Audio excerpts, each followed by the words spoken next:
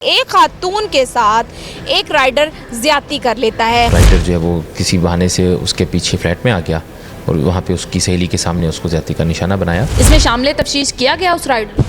इसको जब हमने डिग आउट किया तो finally we were able to arrest 8 accused. Cases की FIR हुई, उनकी तादाद कितनी? हमें जो इनके घर से मुख्तलिफ स्टैम्प पेपर मिले हैं जिससे पता चलता है कि कई केसेस में इनका राजीनामा हुआ है। पुलिस को कितना टाइम लगा इस सारे मामले को सॉल्व करने में? 24 से 48 घंटों के दरमियान जो है वो अल्हम्दुलिल्लाह ये केस हमने वर्कआउट कर लिया। MYK न्यूज की वीडियोस देखने के लिए हमारा चैनल सब्सक्राइब कीजिए और बेल आइकॉन को क्लिक कीजिए ताकि आप हमारी आने वाली वीडियो से बाखबर रह सकें। अस्सलाम वालेकुम नाजरीन, आप देख रहे हैं MYK न्यूज और मैं हूं आपके साथ सना वकास। नाजरीन, सब्जाजार थाने में एक FIR रिपोर्ट होती है कि एक खातून के साथ एक राइडर ज्यादती कर लेता है। खातून चुंगी अमर सिद्धू से राइड बुक कराती हैं सब्जाजार थाने की हदूद में डुब्बनपुरा के लिए और वहां पर उस खातून को वो राइडर उसकी सहेली के सामने ज्यादती का निशाना बना लेता है। वो खातून कैसे उस राइडर के चुंगल में फंस गई, ये सारा मामला क्या था और सब्जाजार पुलिस ने इस सारे मामले को किस तरह से हल किया, आइए जानते हैं। मेरे साथ SP मुगीस अहमद साहब मौजूद हैं और मैं इन्हीं से जानती हूँ कि ये सारा वाक़या क्या था और किस तरह से उस खातून के साथ राइडर ने ज्यादती की। बिल्कुल, ये इंसिडेंट रिपोर्ट हुआ था थाना सब्जाजार के एरिए में। इनिशियल इन्फॉर्मेशन ये थी कि खातून ने एक राइड बुक करवाई और जब उसके बाद वो पहुंची अपने डेस्टिनेशन पे तो राइडर जो है वो किसी बहाने से उसके पीछे फ्लैट में आ गया और वहाँ पे उसकी सहेली के सामने उसको ज्यादती का निशाना बनाया। इनिशियली जिस तरह इस तरह केसेस में होता है, सेंसेशनल केस होता है, तो सबसे पहले तो हम कंप्लेनेंट से रब्ता करते हैं। हमारी इन्वेस्टिगेशन की टीम्स ने रब्ता किया लेकिन हमें उस तरह से रिस्पांस मिल नहीं सका और कंप्लेनेंट हमें रिलेक्टेंट दिखाई दी। मीनवाइल एक दूसरा केस भी सिमिलर नोयत का एक रिपोर्ट होता है। जब हम उसको ट्रेस करते हैं तो हमें पता चलता है कि जो CNIC या कवायफ हमें प्रोवाइडेड। वो दूसरा केस किस जगह पर रिपोर्ट हुआ? एक सब्जाजार में और दूसरा कहाँ पे? दूसरा केस भी थाना सब्जाजार में ही रिपोर्ट हुआ और उन दोनों के रिपोर्ट होने में कुछ ज़्यादा फ़र्क नहीं था, गैप नहीं था इतना। जब हमने उसको चेक करना शुरू किया तो हमें पता चला कि जो कवायफ हमारे पास मौजूद हैं कंप्लेनेंट के, उनके अगेंस्ट और भी FIRs रजिस्टर्ड हैं। कुछ उसमें लाहौर की थी और कुछ दीगर अजला की भी थी। अच्छा सर, ये जो मतलब FIR करवाई गई, ये एक ही खातून के नाम से करवाई गई, एक ही खातून थी या और दीगर खातून भी थी इसमें? देखिए, जो दूसरा केस था वो एक और शख्स की मुद्दत में था, लेकिन जब हम उसको डिग आउट करते गए ड्यूरिंग इन्वेस्टिगेशन तो हमें पता चला वो तमाम लोग कनेक्टेड थे आपस में। वो रिलेटिव्स भी थे और बेसिकली वो साहिवाल से उनका ताल्लुक था। दोनों केसेस में जो हमारे पास अप्रोच कर रहे थे उसमें गवाह के तौर पे जो लोग आ रहे थे वो सेम थे दोनों केसेस में। यूँ हमें अंदाज़ा हुआ कि ये जो स्टोरी है वो अदरवाइज़ है। इसको जब हमने डिग आउट किया तो finally we were able to arrest 8 accused जिसमें 4 ख़वातीन थीं, 4 मर्द थे और अभी तक की हमारी इन्वेस्टिगेशन में दीगर केसेस में 7 से 8 केसेस इन्होंने जो रिपोर्ट करवाए हैं जो रिकॉर्ड पे हैं इंटरोगेशन में, लेकिन इन्होंने दीगर केसेस में भी इंकशाफ की है जो तमाम FIR में कन्वर्ट नहीं हुए। तरीके वारदात इनका ये था कि किसी को भी टारगेट करते थे, उसके बाद उसको ट्रैप करके अपने पास ले आते थे, कोई एक्ट जो है वो सेक्सुअल कमिट कर लेते थे, उसके बाद इनके बाकी गैंग मेंबर्स फ़ौरन वहाँ पे पहुँच के रेड हैंडेड जो है किसी मुतासरा शख्स को जो है वो एप्रीहेंड कर लेते थे, जिसके बाद उसको प्रेशराइज़ किया जाता था, पैसों का सिलसिला शुरू होता था, ब्लैकमेलिंग का, या पैसे मंगवाए जाते थे। तो इस तरह की वारदातें हमें जो इनके घर से मुख्तलिफ स्टैम्प पेपर मिले हैं जिससे पता चलता है कि कई केसेस में इनका राजीनामा हुआ है। उन केसेस में वो चीज़ रिपोर्ट नहीं हुई या FIR के इंदराज तक नहीं पहुँची, उससे पहले ही इनकी सेटलमेंट हो गई और वो मुआवजा लेने के बाद वो चीज़ जो है मामला रफा दफ़ा हो गया।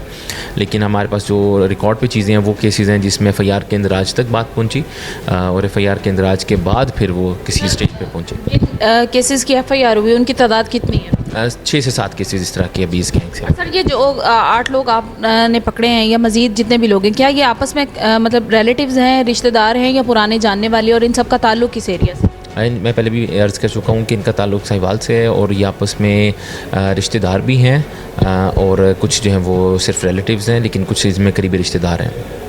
सर, ये जो FIR थी कि राइडर के साथ ज़्यादती हुई, तो वो राइडर उसमें मेंशन किया गया था कि ये राइडर फ़लाँ गाड़ी है या गाड़ी का नंबर है, या इस पे जो इन्वेस्टिगेशन हुई इसमें शामिल तफ्तीश किया गया उस राइडर? बिल्कुल राइडर जो है वो, क्योंकि एफआईआर के कंटेंट से जब हमने स्टार्ट किया तो गाड़ी के मुकम्मल कवायद हमारे पास नहीं थे, लेकिन जितनी इन्फॉर्मेशन थी उस पे हमने इसको स्टार्ट किया। लेकिन क्योंकि इंसिडेंट उस तरह से था नहीं और कंप्लेनेंट ने अप्रोच नहीं किया, और हमें यूँ महसूस हुआ कि इसमें मुतासरा शख्स शायद वो राइडर भी हो सकता है, तो उसको हमने फाइनली ट्रेस कर भी लिया, वो भी हमारे पास आ गया, उसका वर्जन जो है वो भी रिकॉर्ड किया हमने। सर ये लोग सब्ज़ाज़ार में जिस इलाके में रह रहे थे, मतलब सब्ज़ाज़ार में ये रिपोर्ट हुआ तो जिस जगह पे ये रह रहे थे वो रेंट का घर था या इनका अपना था, और कितने अरसे से वहाँ पे रह रहे थे?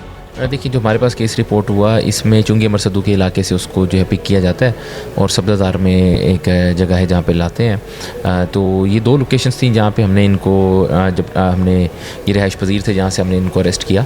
तो चुंगी मरसदू का इलाका एक है जहाँ पे इनकी रिहाइश थी, दूसरा इलाका जो है वो जहाँ पे इन्होंने कमरा लिया हुआ था जिसको ये इस्तेमाल कर रहे थे इस तरह के अपनी वारदातों के लिए, वो सब्ज़ाज़ार के इलाके में था। पुलिस को कितना टाइम लगा इस सारे मामले को सॉल्व करने में, और क्या इस मामले में खातून का डीएनए वगैरह करवाया गया था? देखिए, मैं आपको जिससे बता रहा हूँ कि कंप्लेनेंट की तरफ से जो है वो अप्रोच ही नहीं किया गया, तो हमने बहुत प्रोफेशनली पूरी टीम्स ने जो इसमें वर्क किया है और 24 से 48 घंटों के दरमियान जो है वो अल्हम्दुलिल्लाह ये केस हमने वर्कआउट कर लिया। क्या मैसेज देना चाहेंगे उन लोगों को जो इस तरह के ट्रैप में आजकल फंस चुके हैं? मतलब बहुत सारे लोगों के साथ अभी हाल ही में हमने ऐसे बहुत सारे वाक़यात देख लिए हैं कि लोगों के साथ ये वाला इशू आता है कि ख़वातीन इस तरह का कोई झूठा मुकदमा बनाकर या इस तरह से किसी बंदे को ट्रैप कर लेती हैं। तो किस तरह से मोहतात रहना चाहिए और क्या चीज़ें हैं जो कि लाजमी है कि उन पर आपने अमल पैरा करना है अगर आपकी जान और माल की आप तहफ़्फ़ुज़ चाहते हैं? देखिए, बेसिक आपने अपना ड्यू केयर आपने एक्सरसाइज करनी है अपने तमाम मामलात में। अपने सर्कल में आप उन लोगों से रब्ता रखें जिनको आप जानते हैं। किसी अगर आप नए शख्स से मुलाकात कर रहे हैं या मिल रहे हैं तो बहुत आप मोहतात रहें। ऑनलाइन किसी भी फोरम पे, सोशल मीडिया के किसी प्लेटफॉर्म से अगर आपकी किसी से मुलाकात होती है, बातचीत होती है, तो उसमें खसूसी आप एहतियात बरतें अगर आप उसे पहले से नहीं जानते।